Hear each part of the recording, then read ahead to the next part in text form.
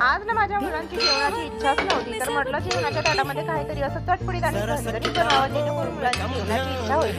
तर कढईमध्ये थोडे शेंगदाणे, तीळ वगैरे भाजून घेतले, सोबतच यामध्ये अक्रोड आणि बदाम सुद्धा टाकले, थोडेसे फुटाणे टाकून सर्व मिक्सरमध्ये बारीक करून घेतलं। माझ्या मुलांना ड्रायफ्रूट अजिबात खात नाही, तर अशा पद्धतीने मुलांना खिलवत असते। एका प्लेटमध्ये काढून घेतलं। आता मी छोट्या खलबत्त्यामध्ये अद्रक, लसूण आणि हिरव्या मिरच्या ठेचून घेत आहे। हवं तर तुम्ही मिक्सरमध्ये सुद्धा बारीक करू शकता, पण खरं सांगू का, असं ठेचून घेतलं ना तुम्ही हे अद्रक, लसूण आणि हिरवी मिरची, तर खूप छान टेस्ट येते। आता हे सर्व मिक्स करायचं। यामध्ये थोडंसं टाकायचं हळद, मीठ आणि एक चमचा चाट मसाला आणि थोडीशी कसुरी मेथी असेल ना तुमच्या किचनमध्ये, ती सुद्धा हाताने कुस्करून टाका। मस्त असा हा जो सर्व मसाला आहे ना हाताने छान असा मिक्स करून, तर हे बघा आपला मस्त असा मसाला तयार झाला, साईडला ठेवूया। तर आता मी कालच मार्केटमधून हे बघा मोठ्या भावाला मिरच्या आणलेल्या आहे। तुमच्याकडे छोट्या मिरच्या असतील ना गावठी, तर त्या सुद्धा तुम्ही यूज करू शकता। छान स्वच्छ धुवून घ्या आणि या मिरच्यांची करूया आपण चिरफाड, म्हणजेच मधून चिरा फाडून घ्यायच्या।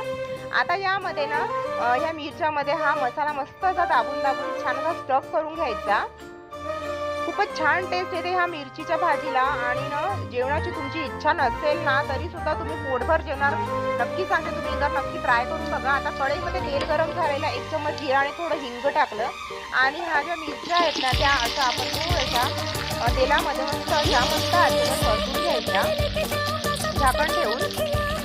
तर अगदी 5 ते 10 मिनिटांमध्ये आपल्या ह्या मिरच्या तयार होतात। हे बघा इतक्या मस्त मिरच्या तयार झालेल्या आहेत, झणझणीत। कुणा कोणाच्या तोंडाला पाणी सुद्धा मला कमेंट करून नक्की सांगा आणि तुम्ही कधी बनवत आहे ते सुद्धा सांगा। आवडली असल्यास अशी मिरची लाईक करा, शेअर करा आणि सबस्क्राईब करा। अशा छान छान रेसिपी